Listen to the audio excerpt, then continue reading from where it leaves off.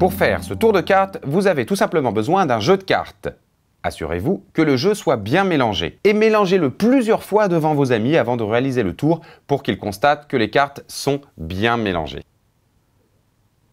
Ensuite, prenez le paquet et divisez-le en 3 tas aussi égaux que possible.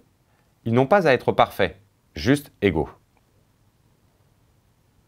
Demandez ensuite à un ami de choisir une carte dans l'un des tas. Supposons qu'il choisisse ce tas et qu'il tire cette carte, le 5 de pique. Que vous connaissiez sa carte ou non n'a aucune importance, puisque vous allez faire quelque chose qui va vraiment étonner vos amis.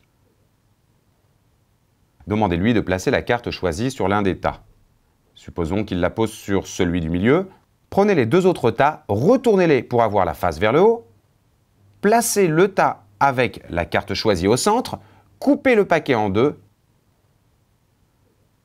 et mélangez les cartes. Comme ceci. Vous allez maintenant retrouver sa carte. Tout est bien mélangé comme vous le voyez, avec des cartes dans les 2 sens.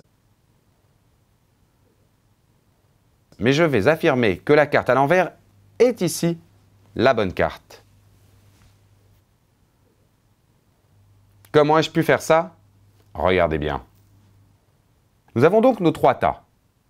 Ces 3 tas, il faut vraiment qu'ils soient en parts à peu près égales. C'est important. Pas besoin de les diviser parfaitement, mais il faut juste qu'ils aient quasiment la même hauteur. Vous allez demander à la personne de choisir une carte parmi les 3 tas. Le choix du tas n'a donc aucune importance et nous utilisons le 5 de pique encore une fois pour simplifier les choses. Vous demandez ensuite à votre cobaye de la placer sur l'un des tas. Encore une fois, son choix ne change rien. Disons qu'elle a choisi ce tas. Vous allez retourner les 2 autres tas face en l'air, puis placer le tas avec la carte au centre face vers le bas et faire exactement comme moi. Coupez le paquet en 2, mélangez et les cartes sont sens dessus-dessous. Alors comment trouver la bonne carte dans ce bazar? En fait, c'est facile. Il vous suffit de chercher dans le paquet une longue série de cartes face en l'air.